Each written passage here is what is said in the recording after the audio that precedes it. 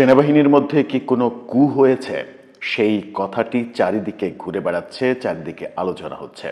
শেখ হাসিনা কি 23শে মার্চের মধ্যে বাংলাদেশে ফিরছেন? 26শে মার্চ মহান স্বাধীনতা দিবস তিনি পালন করবেন বাংলাদেশে, সেই ঘটনা কি ঘটতে যাচ্ছে? এই কথাটাও চারিদিকে ঘুরছে, চারিদিকে আলোচনা হচ্ছে। বিভিন্ন ইউটিউবার এগুলো নিয়ে কন্টেন্টও তৈরি করছেন। এগুলো নিয়ে আলোচনা যখন চলছে, তখন আমরা দেখছি যুক্তরাষ্ট্র এশিয়ার 2টি দেশের ওপরে নিষেধাজ্ঞা জারি করেছে। তাদের নাগরিকরা সেই দেশে প্রবেশ করতে পারবে না। পরবর্তীতে সেই দেশের সংখ্যা আরও বাড়বে, এমনটাও শোনা যাচ্ছে। বাংলাদেশের ওপরে, বাংলাদেশ ব্যাপারে যুক্তরাজ্য, যুক্তরাষ্ট্র, কানাডা 3 দেশ বড় ধরনের সিদ্ধান্ত নিয়েছে। এই আলোচনাগুলো যখন চলছে, তখন বর্তমান সরকারের একজন উপদেষ্টা স্বীকার করে নিয়েছেন মানুষের যে শান্তি, মানুষের যে আশা আকাঙ্ক্ষা, সেটা এখনো সরকার পূরণ করতে পারেনি। আওয়ামী লীগ নিয়েও তিনি বেশ উল্লেখ করার মতো একটা মন্তব্য করেছেন, যে মন্তব্যটা অনেকের কাছে আশ্চর্যজনক মনে হবে, অনেকের কাছে হাস্যকর মনে হবে। অনেকগুলো বিষয় নিয়ে কথা বলবো এই ভিডিওতে। বলছিলাম, সেনাবাহিনীর ভেতরে কি কোনো কু হয়েছে, এমন কোনো ঘটনা ঘটেছে যে সেনাবাহিনীর মধ্যে অস্থিরতা তৈরি হয়েছে? এই ব্যাপারটা খুবই আলোচিত হচ্ছে চতুর্দিকে। এর কোনো অথেন্টিক নিউজ নেই, কিন্তু চারিদিকে বিভিন্ন ইউটিউব কন্টেন্ট ক্রিয়েটাররা এগুলো নানাভাবে বলার চেষ্টা করছেন। বিদেশ থেকেও এই ব্যাপারগুলো বলা হচ্ছে, ভারতীয় গণমাধ্যমগুলোতে এই ব্যাপারগুলো আলোচনা হচ্ছে। এবং আরেকটা ব্যাপার সব থেকে বেশি আলোচনা হচ্ছে, কেউ বলছেন 20 মার্চ, কেউ বলছেন 23 মার্চ, কেউ বলছেন 25 মার্চের মধ্যে শেখ হাসিনা নাকি বাংলাদেশে ফিরছেন, এবং সেই ফেরার পেছনে ভারত সব থেকে বড় ভূমিকা পালন করছে। শেখ হাসিনা ফিরে 26শে মার্চ মহান স্বাধীনতা দিবস, সেটি নাকি বাংলাদেশে পালন করবেন। সেটার কি মানে বিন্দুমাত্র কোনো বাস্তবতা রয়েছে? এই আলোচনাটা কেন তৈরি হলো, এই আলোচনার পেছনে কারণ কি, গুঞ্জনের কারণটা কি, সেটা খুবই গুরুত্বপূর্ণ ব্যাপার। এই আলোচনাটা মূলত বেশিরভাগ অর্থেই তৈরি হয়েছে ভারত থেকে, ভারতীয় মিডিয়া থেকে, এবং ভারতীয় নিরাপত্তা সংস্থার নানা রকম সোর্স দিয়ে বিভিন্ন সাংবাদিক নানা রকমের কথা বলার চেষ্টা করেছেন। বিদেশ থেকে একজন ইউটিউবার তিনিও নির্দিষ্ট করে বলার চেষ্টা করেছেন, তারিখ না বলে 26শে মার্চের আগে কোনো একটা দিন শেখ হাসিনা বাংলাদেশে ফিরছেন। কিন্তু এই দুটো ঘটনারই, শেখ হাসিনা ফিরছেন এবং সেনাবাহিনীর মধ্যে কু, এই দুটো ঘটনারই কোনো অথেন্টিক নিউজ এখন পর্যন্ত পাওয়া যাচ্ছে না। কিন্তু যেহেতু আলোচনা হচ্ছে, সেহেতু এর পেছনে কোনো বাস্তবতা আছে কিনা সেটা ভাববার বিষয়। কারণ এটাকে একেবারে যদি আপনি উড়িয়ে দেন, সেটাও বুদ্ধিমানের কাজ হবে কিনা সেই ভাবনাটাও ভাবতে হবে। চলুন অন্য আলোচনায় যাই। সম্প্রতি আফগানিস্তান এবং পাকিস্তান, এশিয়ার এই দুই দেশের উপরে যুক্তরাষ্ট্র নিষেধাজ্ঞা জারির পথে রয়েছে। তাদের সিদ্ধান্ত হয়ে গেছে, তারা শুধু সেটা ঘোষণা করবে। তাদের অভ্যন্তরীণ সিদ্ধান্ত হয়েছে, এশিয়ার আপাতত 2 দেশ, পরবর্তী দেশকে তৃতীয় যদি দেশ হয়, সেই দেশটা বাংলাদেশ কিনা, সেই ভাবনা কিন্তু আমাদের মগজের মধ্যে এখনই ঢোকাতে হবে। কি করেছে, কি নিষেধাজ্ঞা দিয়েছে? পাকিস্তান এবং আফগানিস্তানের কোনো নাগরিক যুক্তরাজ্য ভ্রমণ করতে পারবে না, যুক্তরাষ্ট্রে প্রবেশ করতে পারবে না। যুক্তরাষ্ট্রের কথা বলছি, আমেরিকার কথা বলছি। আমেরিকাতে তারা কেউ প্রবেশ করতে পারবে না। আমেরিকার সঙ্গে বাংলাদেশের বর্তমান যে সম্পর্ক, সেখানে তৃতীয় দেশ হিসেবে বাংলাদেশের নাম যদি চলে আসে, তাহলে কি অবাক হওয়ার কিছু থাকবে? আমার মনে হয় যে অবাক হওয়ার কিছু থাকবে না। আর একটা খবর যদি আমরা দেখি, সেই খবরের ভিত্তিতেই অবাক হওয়ার কিছু থাকবে না। আর একটা খবর হচ্ছে, যুক্তরাষ্ট্র, যুক্তরাজ্য এবং কানাডা, এই 3 দেশ বাংলাদেশে ভ্রমণের ক্ষেত্রে তাদের নাগরিকদের সাবধান করেছে। এই 3 দেশ, যুক্তরাষ্ট্র, আবারও বলছি, যুক্তরাষ্ট্র, যুক্তরাজ্য এবং কানাডা, এই 3 দেশ তাদের নাগরিকদের উপরে এক ধরনের বার্তা দিয়েছে এবং নাগরিকদের নিরুৎসাহিত করেছে, সাবধান করেছে বাংলাদেশে ভ্রমণের ব্যাপারে। কোন ইস্যু আসলো সামনে? তাহলে ইস্যুটা একটাই, সেটা হচ্ছে যে বাংলাদেশে বর্তমানে আইনশৃঙ্খলা পরিস্থিতির যে হারে অবনতি হয়েছে এবং জঙ্গিবাদ যেভাবে মাথাচাড়া দিচ্ছে, বিশেষ করে হিজবুত তাহরিরের যে মিছিল, গত শুক্রবারে হিজবুত তাহরিরের যে ব্যাপক বিশাল শোডাউন, সেই শোডাউনটাই মূলত এই 3 দেশকে চিন্তিত করেছে। হিজবুত তাহরির সারা বিশ্বব্যাপী নিষিদ্ধ ঘোষিত একটা সংগঠন।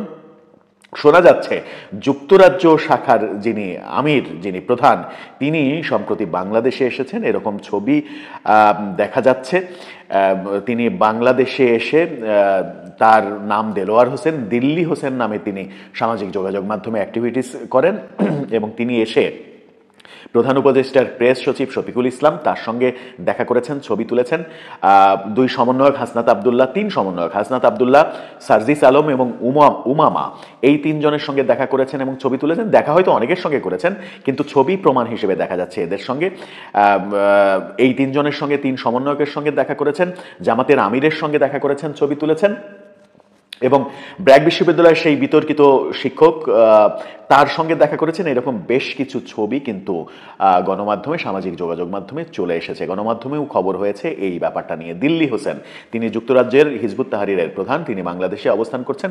5 আগস্টের পট পরিবর্তনের পরে তিনি এদেশে এসেছেন।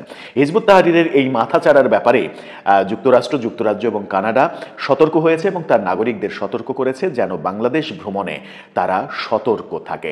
এটা একটা বড় বার্তা।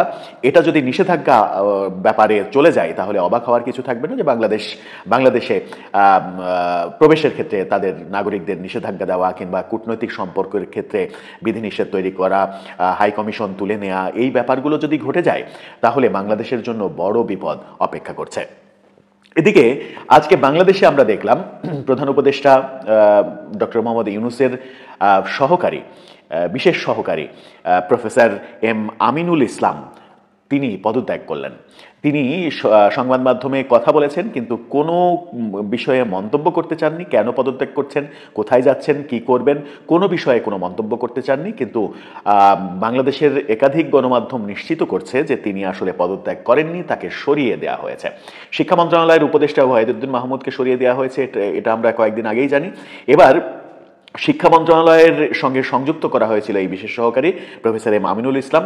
তিনি এর আগে একাধিক বিশ্ববিদ্যালয়ের ভিসি ছিলেন। তার মতো একজন জ্ঞানী গুণী মানুষকে এভাবে সরিয়ে দেয়া, তাকে মন্ত্রিপরিষদ সচিব ফোন করে বলেছেন যে পদত্যাগ করেন আপনি। তিনি আজকে পদত্যাগ করে চলে গেছেন। সরকার কেন তাকে সরিয়ে দিল এই রহস্য উন্মোচন হচ্ছে না। সরকারের প্রধান উপদেষ্টার প্রেস সচিব তিনিও অস্বীকার করেছেন। তিনি বলেছেন যে বিশেষ সহকারীর পদত্যাগের কারণ তার জানা নেই। সরকারের অভ্যন্তরে তাহলে কি পদত্যাগের পর্বটা শুরু হয়ে গেল কিনা সেই প্রশ্নও কিন্তু আসছে। এদিকে একজন উপদেষ্টা আসিফ মাহমুদ তিনি স্বীকার করেছেন ইত্তেফাকের সঙ্গে সাক্ষাৎকারে, তিনি স্বীকার করেছেন মানুষের আশা আকাঙ্ক্ষা পূরণ করতে পারেনি সরকার। মানুষ যে আশা করেছিল, জুলাই বিপ্লব পরবর্তী মানুষের যে আকাঙ্ক্ষা, সেই আশা আকাঙ্ক্ষা সরকার পূরণ করতে পারেনি। এবং তিনি একটা হাস্যকর মন্তব্য করেছেন, আওয়ামী লীগ নির্বাচনে অংশগ্রহণ করতে পারবে কিনা সেই ব্যাপারে তিনি বিচারের প্রসঙ্গ এনেছেন। এবং তিনি খুব ভালোভাবে জানেন যে এই বছরের মধ্যে আওয়ামী লীগের যারা দোষী হিসেবে বলা হচ্ছে তাদের বিচার করা সম্ভব নয়। তাই তিনি আদালতের ব্যাপারে আগবাড়ি একটা মন্তব্য করে রাখলেন। তিনি বললেন যে বিচার শেষ হওয়ার আগে আশা করি ট্রাইব্যুনাল কিংবা আদালত এই ব্যাপারে আওয়ামী লীগ বিষয়ে একটা মতামত দিতে পারে, তাদের যে অবজারভেশন সেই অবজারভেশন বলতে পারে। অর্থাৎ আদালত থেকে একটা অগ্রিম মতামত নেবে সরকার যে বিচার শেষ হতে দেরি আছে। আমরা আদালত মনে করি যে আওয়ামী লীগকে নিষিদ্ধ করা উচিত কিংবা আওয়ামী লীগের নির্বাচন করতে দেওয়া উচিত না। আদালতের সেই মতামত নিয়ে সরকার আওয়ামী লীগের বিরুদ্ধে নেগেটিভ সিদ্ধান্ত নেবে। সেই পথেই বোধহয় সরকার যাচ্ছে, যেটা আসিফ মাহমুদ হয়তো মনের ভুলে কিংবা মুখ ফসকে বলে ফেলেছেন। আদালতের এই অগ্রিম মন্তব্য, কোনো বিচার শেষ হওয়ার আগে আদালত কি অগ্রিম মন্তব্য করতে পারে, কিংবা আদালতের অগ্রিম মন্তব্যের ভিত্তিতে একটা বিচার চলমান একটা ব্যাপারে সরকার কি সিদ্ধান্ত নিতে পারে? কখনোই পারে না। কিন্তু সরকার সেই ভাবনাও যে ভাবছে আসিফ মাহমুদের কথায় স্পষ্ট হয়ে গেছে। এদিকে আমরা আজকে দেখেছি মুক্তিযুদ্ধ জাদুঘরে আগুন লেগেছে। এটাকে সংস্কৃতি উপদেষ্টা মোস্তফা সরোয়ার ফারুকী, যিনি নানা কারণে বিতর্কিত, তিনি শর্ট সার্কিটের আগুন বলেছেন। এটার পেছনের রহস্য এখনো জানা যায়নি, যদিও শেষ পর্যন্ত জানা গেছে যে সেই আগুন মুক্তিযুদ্ধ জাদুঘরের বড় ধরনের কোনো ক্ষতি করতে পারেনি, অর্থাৎ জাদুঘরের সংরক্ষিত বিষয়গুলো পুড়িয়ে ফেলতে পারেনি। এটা একটা স্বস্তির খবর। কিন্তু মুক্তিযুদ্ধ জাদুঘরে কিভাবে আগুন লাগলো কিংবা কারা লাগালো, মুক্তিযুদ্ধের ইতিহাস মুছে ফেলার এটা একটা প্ল্যান দেন কিনা সেটাও কিন্তু ভাবনার একটা বড় বিষয়।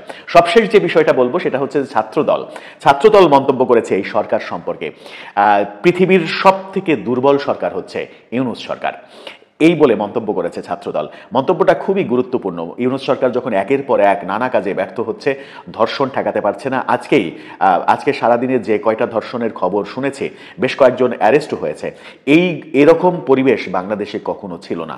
ধর্ষণের অভয়ারণ্যে পরিণত হয়েছে বাংলাদেশ, কিন্তু মানুষের মানবিক মূল্যবোধ বাড়ানো যাচ্ছে না, মানবিক মূল্যবোধ মানুষ বুঝছে না। কেন বুঝছে না? মানুষ কি মবে অভ্যস্ত হয়ে গেল কিনা? মব যেভাবে চলেছে তাতে মানুষের মস্তিষ্ক বিকৃত হয়ে গেল কিনা? মানুষ কি ভেবেই ফেললো কিনা আমি যা করব সেটাই বৈধ হয়ে যাবে, এই দেশে কোনো বিচার হবে না, সেই কারণে মানুষ এরকম পশুর মতো আচরণ শুরু করলো কিনা সেটা একটা গুরুত্বপূর্ণ বিষয়। তারা বলেছে, ছাত্রদল বলেছে সরকারের অংশীজনেরাই নারী নিপীড়কের পক্ষে দাঁড়িয়েছে। সম্প্রতি গতকালকে আমরা দেখেছি একজন উকিল মবের শিকার হয়েছেন, তাকে ছাত্ররা গণধোলাই দিয়েছে, কারণ হচ্ছে যে ধর্ষকের পক্ষে তিনি আইনি লড়াইয়ের সিদ্ধান্ত নিয়েছিলেন। শোনা যাচ্ছে তিনি জামাতি উকিল। জামাতের পক্ষ থেকে জানানো হয়েছে একজন উকিলের নাম মেনশন করে যে তাকে ধর্ষকের পক্ষে না দাঁড়ানোর জন্য জামাত থেকে বলে দেওয়া হবে। এরকম নানা ঘটনা কিন্তু ঘটছে, কিন্তু ছাত্রদলের ওই মন্তব্যটা খুব গুরুত্বপূর্ণ এবং বেশ মানে কি বলবো মজাদার। সেটা হচ্ছে পৃথিবীর সব থেকে দুর্বল সরকার ইউনূস সরকার। দর্শক, আপনি কি তাই মনে করেন? পৃথিবীর সব থেকে দুর্বল সরকার কি ইউনূস সরকার?